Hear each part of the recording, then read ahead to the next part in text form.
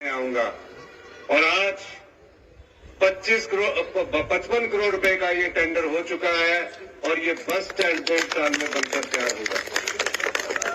हमीरपुर क्षेत्र में कितनी भी सड़कें हैं, उनको कैसे डबल लेन किया जाए, योजना को आकार दिया गया और उस आधार पर मैंने उनको कार्य शुरू किया। मैं ये बात इसलिए कह रहा हूं, सुजानपुर में टोनी देवी का कॉलेज था, सुजानपुर में सिविल हॉस्पिटल को अपग्रेडेशन करने की बात थी और हमीरपुर की जनता की जो आकांक्षाएं थी उसको पूरा करने का दायित्व मेरे कंधों पर था और वहां के स्थानीय विधायकों पर भी था। मैं उनके बारे में कोई ज्यादा चर्चा नहीं करना चाहता, लेकिन 27 तारीख को जब बजट प्रस्तुत किया जा रहा था, राज्यसभा की वोटिंग थी, रात को हम सारे विधायक इकट्ठे होकर खाना खाया, सुबह का ब्रेकफास्ट किया। मैं कल्पना भी नहीं कर सकता था कि हमीरपुर जिले के 2 विधायक कांग्रेस पार्टी के उम्मीदवार को छोड़कर भारतीय जनता पार्टी के उम्मीदवार को वोट डालेंगे। मैं ये सोच भी नहीं सकता था कि जिस कांग्रेस की विचारधारा और हाथ के चुनाव पर वो चुनकर आए हैं, रात भर हमारे साथ रहे और अगले दिन पार्टी के विरोध में खड़े हो गए। पार्टी के खिलाफ उन्होंने मत दिया और मत करने के बाद 6 विधायकों ने हमारी क्रॉस वोटिंग की।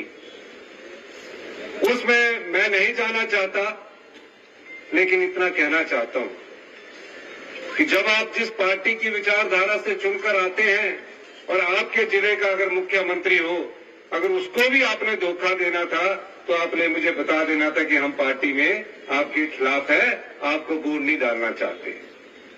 लेकिन अगले दिन बजट था और बजट के समय जिस प्रकार की राजनीतिक चाल उन लोगों ने चली कि अगले दिन सरकार गिरनी चाहिए, भारतीय जनता पार्टी ने हमारे विधायक चुरा लिए और भारतीय जनता पार्टी के लोग चाहते थे कि 28 तारीख को जिस दिन हमारा बजट प्रस्तुत किया जा रहा था, वो बजट आप लोगों का बजट था, गरीब आदमी का बजट था, आम आदमी का बजट था, कर्मचारी वर्ग का बजट था, पुलिस कर्मचारी वर्ग का बजट था, वो पास होने नहीं देना चाहते थे।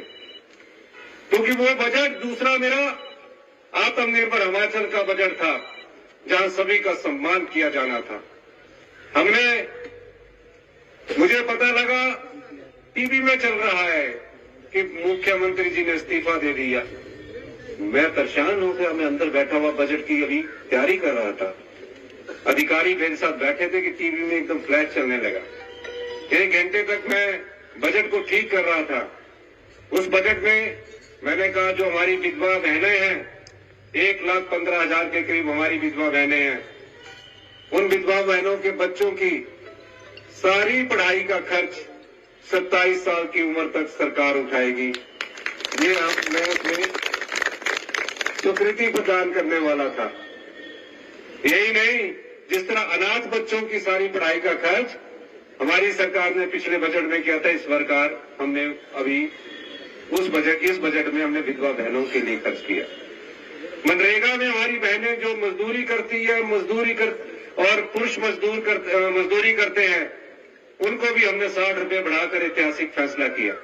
भारतीय जनता पार्टी उस बजट से बुखलाई हुई थी, लेकिन मैं धन्यवाद करना चाहता हूं हमारे सभी विधायकों का जो इस विपदा के समय कांग्रेस पार्टी के साथ खड़े हुए और सबने एकजुटता से कांग्रेस पार्टी का जो बजट प्रस्तुत किया उसको पास किया। मैं भारतीय जनता पार्टी के नेता जयराम ठाकुर जी को कहना चाहता हूं, सत्ता आती है, सत्ता जाती है, लेकिन लोकतांत्रिक मूल्य जिंदा रहने चाहिए। जब जनता ने 5 साल चुनकर उनको भेजा होता है, 5 साल के अंदर उनको अपना परिणाम दिखाने का मौका पूरा मिलना चाहिए। वो किसी भी प्रकार से राजनीतिक सत्ता हटाने की कोशिश करें, दावे के साथ कह सकता हूं कि हम 5 साल आपकी सेवा करेंगे। हमको सेवा करने से कोई नहीं रोक सकता। बार बार गारंटियों की बात करते थे। मैंने आर्थिक स्थिति का जायजा लिया। हम आर्थिक बदहाली के दौर से गुजर रहे हैं, लेकिन 14 महीने में मेरी सरकार ने भ्रष्टाचार पर जो लगाम लगाई, उसके कारण हमारा राजस्व बढ़ा। 14 महीने तक हम नीतियां बदलते रहे, कानून बदलते रहे। माइनिंग माफिया के खिलाफ हमने एक आंदोलन छेड़ा। मैं जानता हूं कुछ माइनिंग माफिया हमारे खिलाफ हो गए, धन का प्रयोग करके सत्ता हथियाना चाहते हैं। हम आम आदमी से उठकर राजनीति करते हैं, सत्ता का मोह हमें नहीं होता, लेकिन भ्रष्टाचार इस प्रदेश में बिल्कुल पूरी तरह से खत्म करने के लिए हम कटिबद्ध हैं। इस प्रदेश की आर्थिक स्थिति जो किसी से छिपी नहीं है, 75,000 करोड़ रुपए का हम पर कर चढ़ा हुआ है। 10,000 करोड़ रुपए की लायबिलिटीज थी। उसके बाद हमने अपने सरकारी कर्मचारियों और अधिकारियों को ओल्ड पेंशन स्कीम दी।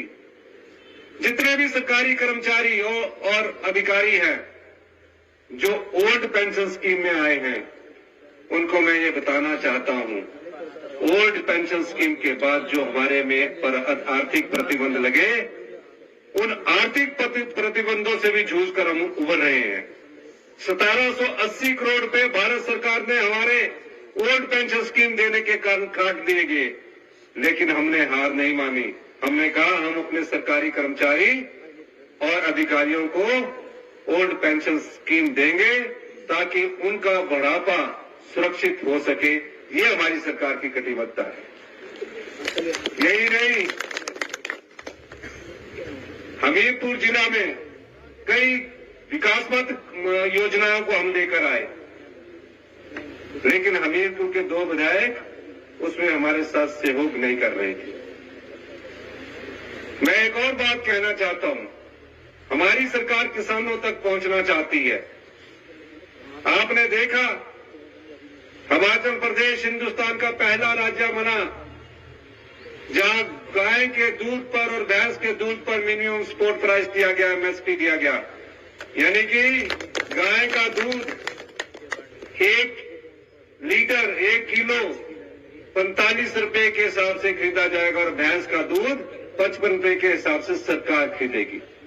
ऐसा क्यों? ऐसा इसलिए कि जो गांव में बैठा हुआ किसान है उसके हाथों में पैसा पहुंचे। जब आपदा आई, आपदा में 16,000 घर नष्ट हो गए, 4,000 घर पूर्णतः नष्ट हो गए। जिसका पक्का मकान था, एक रात पहले उस मकान में वो सोया हुआ अपने परिवार के साथ था। आपदा ने कुछ ही चंद मिनटों और घंटों में उसके घर को तबाह कर दिया।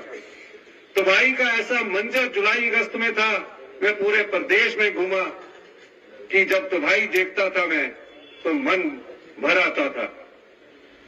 अधिकारियों के साथ बैठक की।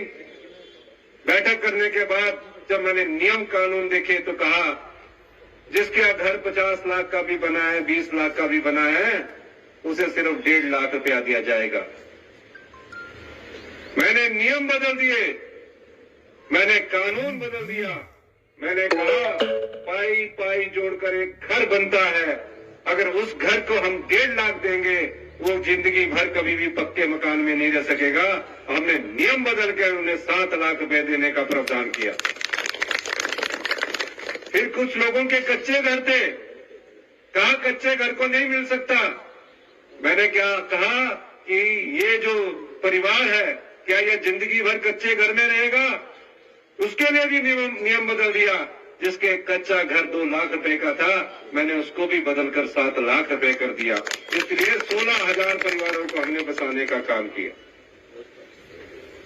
क्योंकि अभी मुझे काफी भाषण और जगह भी देना है। पहली बार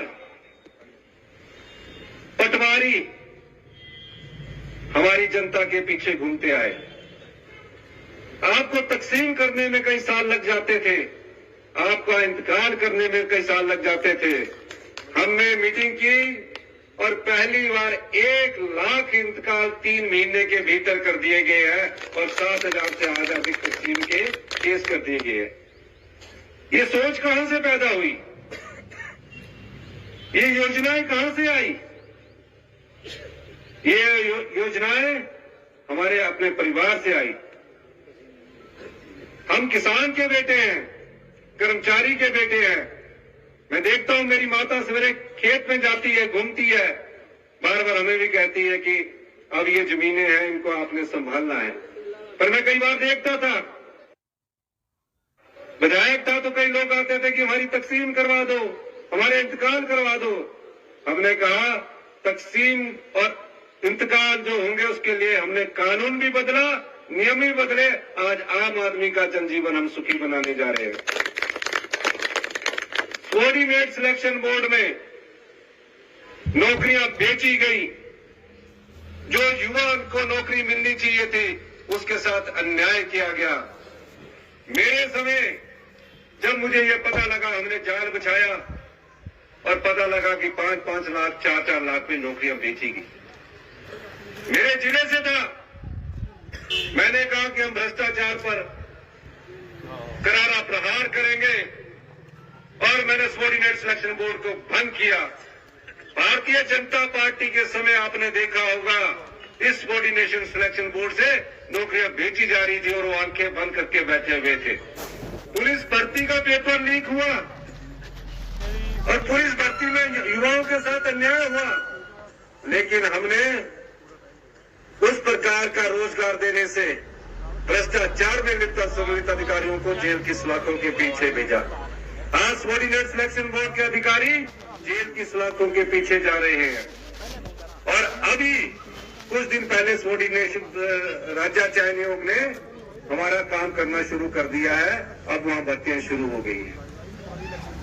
इनके समय कोई रिजल्ट नहीं निकले। हमने 1 वर्ष में 20,000 रोजगार के अवसर पैदा किए। 10,000 आईपीएच में पैरा फीटर्स, इलेक्ट्रीशियन के इंटरव्यू, मल्टीपर्पज वर्कर के इंटरव्यू हो रहे हैं। 2061 फॉरेस्ट में, 1261 पुलिस की भर्ती में, 844 पटवारी में, और कितने रोजगार के अवसर।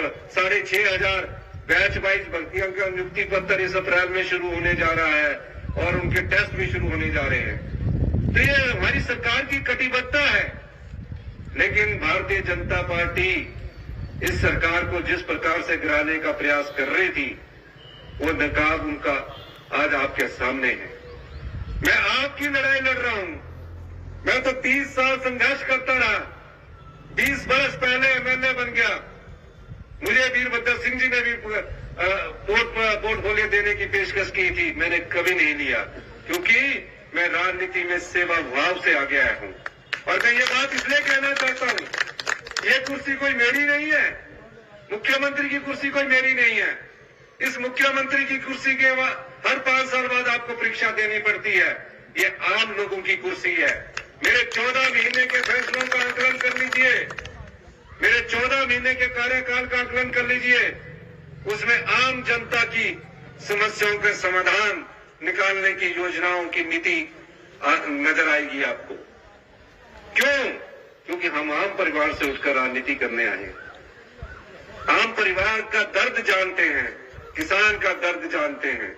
इसलिए आज मैं आपसे ये कहने आया हूं, जो लोकतंत्र को कमजोर करते हैं, जो खरीद में अपने आप को बेच देते हैं, आने वाले लोकसभा में आपके पास एक मौका है। आप उस मौका में जनता अगर हमारे साथ खड़ी होगी तो इस भ्रष्ट राजनीति को हम जड़ से उखाड़ फेंकेंगे। आप खड़े होंगे? क्या आप लोग हमारे साथ खड़े होंगे कि नहीं होंगे? दोनों हाथ जरा खड़े करके। मैं वादा करता हूं आपको, धन के बल से कुछ लोगों को तो खरीदा जा सकता है, लेकिन हमारी नैतिकता को कोई नहीं खरीद सकता।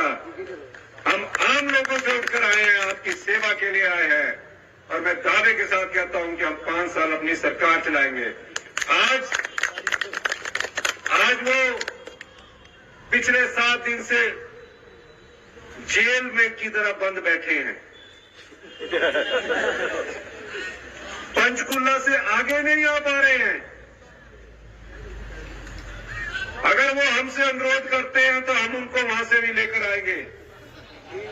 हम उनको कहना चाहते हैं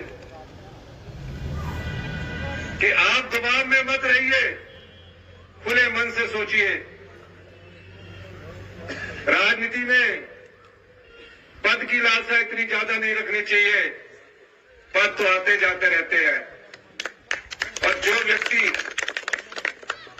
इंसानियत को जिंदा रखता है, ईमानदारी को जिंदा रखता है, नैतिकता को जिंदा रखता है, वो इतिहास बनाते हैं, वो इतिहास में लिखे जाते हैं। यही मैं कहना चाहता हूँ। इन्हीं शब्दों के साथ मैं हमीरपुर की जनता को